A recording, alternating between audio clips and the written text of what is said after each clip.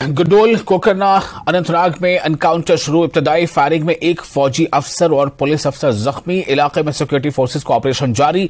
इस वक्त एक और अहम खबर आपको दे रहे हैं। खबर के मुताबिक ये काफी अहम खबर है। इस वक्त आपको बता रहे हैं कि इलाके में सिक्योरिटी फोर्सेस का ऑपरेशन जारी है और ये गडोल कोकरना अनंतनाग में ये एनकाउंटर की खबर है।